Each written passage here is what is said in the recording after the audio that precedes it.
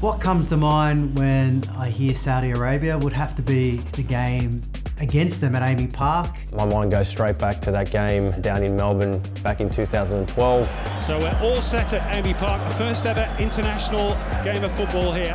Broski was leading the line, he was fantastic. I would say at the peak of his Socceroos powers. Now Bresciano, first time ball, Alex Broski's away, onside this time, can he finish? He can! Archie Thompson is a special player. He was that guy that could create something out of absolutely nothing. And Thompson, Brosk onside. And in that night in particular, his involvement in a few of those goals was very key. 2-2. There was a period of about 4 or 5 minutes where we just blew them apart in that second half. 4-2, 3 goals in the space of 4 minutes. Well, I think when you think of Middle Eastern teams, you'd have to put Saudi Arabia up in that top bracket. We know technically they're so gifted, but you can see how much they've grown in terms of tactically, understanding the game, mindset, mentality. You can see why they're such a big power in Asian football.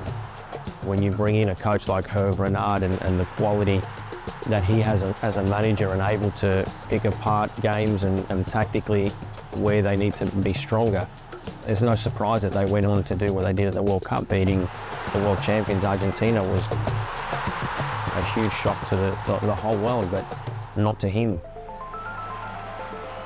This for me is probably the biggest match of our World Cup campaign. It's going to be amazing, the rivalry is going to be there, and because of what it actually means. Matt Lucky heading for the byline, decent ball in and Juric! These games are the ones that we have to win. Everything's on the line. You know, our games against Japan and Saudi Arabia are the ones that count. We've got so many players playing abroad now that it's exciting to see where this generation takes us. It just feels like there's a different energy around the team, and I'm really looking forward to what this next phase of qualifiers looks like.